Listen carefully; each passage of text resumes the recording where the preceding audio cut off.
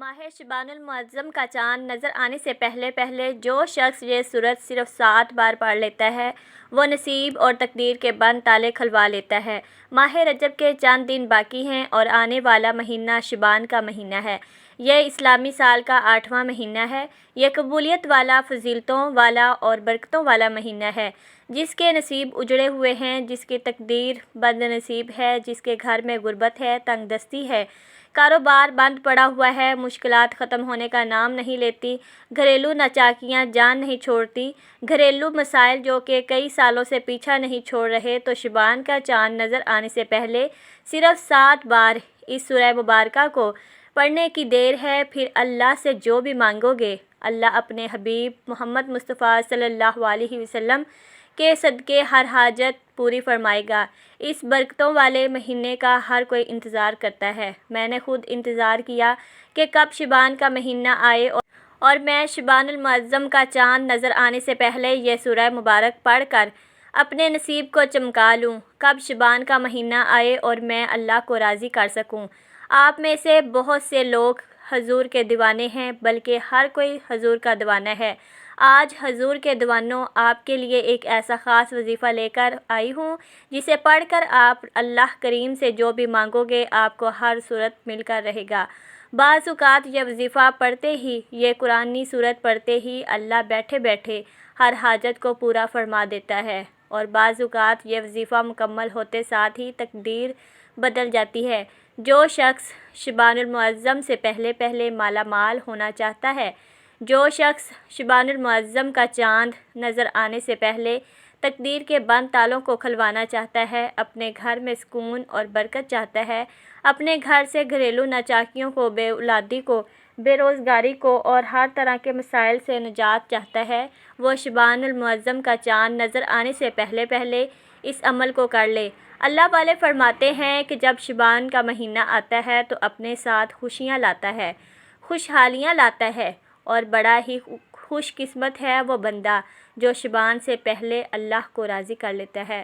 توجہ کیجئے گا، اب جو شخص شعبان سے پہلے اللہ کو راضی کر لے گا، اللہ کو منا لے گا، اللہ کا لاڈلا ہو جائے گا، وہ شعبان کے مہینے میں اللہ سے جو بھی مانگے گا اسے مل جائے گا۔ شعبان کے مہینے میں اللہ سے جو بھی ضد کر کے مانگے گا اللہ ہر حاجت پوری فرمائے گا۔ اور ایک وہ شخص جو شعبان سے پہلے اللہ کو راضی نہ کر سکا، جو شعبان کی خاص قبولیت کی گھڑیوں کو لاپرواہی میں گزارے گا، وہ کبھی بھی کامیاب نہیں ہوگا۔ مفسرین کا کہنا ہے کہ جب نیا چاند نکلتا ہے تو ہر انسان کے نصیب اور تقدیر میں واضح فرق پڑتا ہے۔ اگر آپ شعبان کے چاند کے ساتھ ایک نئی زندگی کا آغاز کرنا چاہتے ہیں، ایک ایسی زندگی جس میں نہ کبھی کسی کے سامنے جھکنا پڑے، نہ کبھی کسی سے مانگنا پڑے، نہ در در کی ٹھوکریں کھانی پڑیں، تو شعبان کا نیا چاند نظر آنے سے پہلے پہلے اس قرآنی سورت کو 7 بار پڑھ لینا۔ جس گھر میں یہ سورت صرف 7 بار پڑھ لی جائے، شعبان کا چاند نظر آتے ہی اللہ ہر حاجت کو پورا فرمائے گا۔ اس گھر کا بچہ بچہ ارب پتی بن جاتا ہے۔ خدارا دنیا جہان کے تمام کام چھوڑ کر شعبان کا چاند نظر آنے سے پہلے اس قرآنی سورت کو صرف 7 بار پڑھ کر دیکھیے گا۔ 7 آسمانوں زمینوں کے خزانے آپ کے مقدر میں آ جائیں گے۔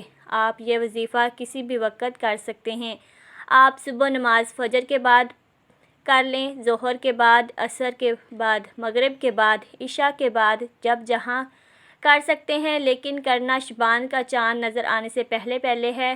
چاند کی خبر سننے سے پہلے پہلے یہ عمل لازمی کرنا ہے۔ تو آئیے ناظرین، اب ہم جان لیتے ہیں کہ آپ نے یہ وظیفہ کیسے پڑھنا ہے، لیکن اس سے پہلے آپ سے گزارش ہے کہ اگر آپ اس چینل پر نئے ہیں اور آپ نے ابھی تک اس چینل کو سبسکرائب نہیں کیا تو خدارا اس چینل کو ابھی سبسکرائب کر لیں، کیونکہ ایسے بہت سے وظائف، بہت سے اعمال آپ کے حوالے ڈیلی بیسس پر کرتی رہوں گی۔ شعبان کا چاند نظر آنے سے پہلے آپ کو جب جہاں جیسے وقت مل جائے، باوضو مصلی پر بیٹھ کر آپ نے سب سے پہلے اللہ کے حبیب صلی اللہ علیہ وسلم کی ذات اقدس پر 3 بار درود پاک پڑھنا ہے۔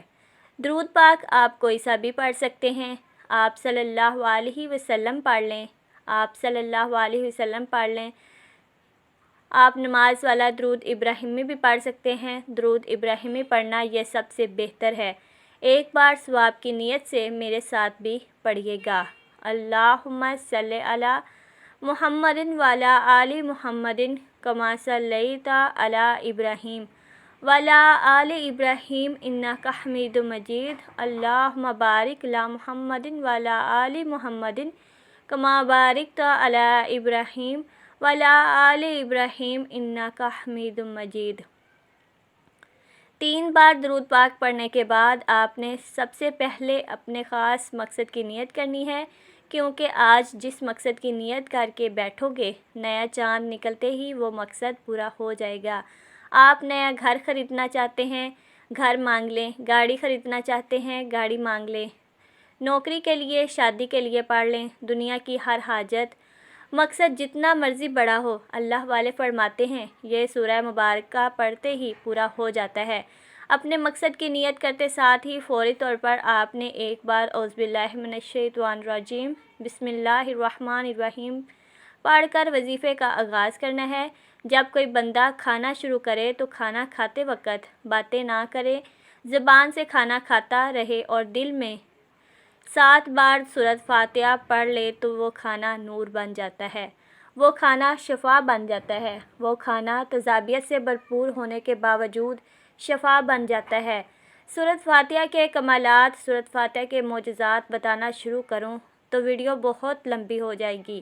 صرف اتنا کہوں گی کہ شبان کا چاند نظر آنے سے پہلے آپ نے سورۃ فاتحہ کو صرف 7 بار پڑھنا ہے۔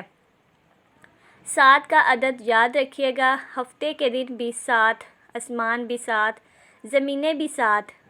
اور جب شبان کا چاند نظر آنے سے پہلے 7 بار سورۃ فاتحہ پڑھیں گے تو اللہ 7 آسمانوں اور 7 زمینوں کا رزق آپ کے مقدر میں لکھ دے گا۔ جو شخص کہتا ہے کہ مجھے وظیفوں کا کبھی فائدہ نہیں ہوا، میری دعائیں قبول نہیں ہوتی، وہ ایک بار شبان کا چاند نظر آنے سے پہلے اس قرآنی سورت کو 7 بار پڑھ کر ہاتھ اٹھا کر اللہ سے مانگے۔ جو مانگے گا مل جائے گا، بس رب کریم سے ضد کر کے مانگنے والا ہونا چاہیے۔ ایک بات یاد رکھیے گا، سورۃ فاتحہ کو 7 مرتبہ کا مطلب ہے کہ 7 بار پڑھنا ہے۔ جلد بازی سے نہیں پڑھنا، محبت اور عقیدت سے پڑھنا ہے۔ سورۃ فاتحہ اللہ کا شکر بھی ہے۔ سورۃ فاتحہ صراط مستقیم کی تلقین بھی ہے۔ سورۃ فاتحہ اللہ کو راضی کرنے کا، اللہ کو منانے کا ایک خاص راز بھی ہے۔ 7 بار سورۃ فاتحہ پڑھنے کے بعد اب آپ نے آج کا تیسرا اور آخری وظیفہ جو پڑھنا ہے، وہ وظیفہ اللہ کے صفاتی نام کا وظیفہ ہے۔ وہ صفاتی نام یا غنیوں ہے جو پڑھنے والے کو غنی کر دیتا ہے، جو فقیر کو بادشاہ بنا دیتا ہے، جو غیب سے رزق اور دولت کی تمام بندشوں کا خاتمہ کر دیتا ہے، جو کہتا ہے کہ میرا روزگار نہیں کھلتا، جو کہتا ہے کہ میں نسل در نسل کئی سالوں سے غربت کا شکار ہوں، وہ شبان کا چاند نظر آنے سے پہلے سورۃ فاتحہ کو 7 بار پڑھنے کے بعد یا غنیوں کو پڑھ لے۔ جو شخص یہ عمل کرے گا اس پر خاص نظر ہو جائے گی۔ اگر آپ بھی چاہتے ہیں کہ آپ پر بھی خاص کرم کی نظر ہو جائے تو آپ یا غنیوں کو پڑھ لیں۔ یہ اللہ کریم کی وہ صفت ہے۔ اللہ فرماتا ہے کہ میں جب چاہوں جسے چاہوں غنی کر دوں اور جب چاہوں جسے چاہوں فقیر کر دوں۔ اور اللہ فرماتا ہے جب کوئی شخص مجھ سے دعا کرتا ہے، قرآنی عمل پڑھتا ہے، کوئی ذکر کرتا ہے تو مجھے شرم آتی ہے کہ میں اس بندے کی حاجت کو پورا نہ کروں۔ ہمارے مانگنے میں غلطی ہو سکتی ہے، ہمارے پڑھنے میں کوتاہی ہو سکتی ہے، اللہ کے دین میں کسی بھی طرح کی کوئی کمی پیشی نہیں۔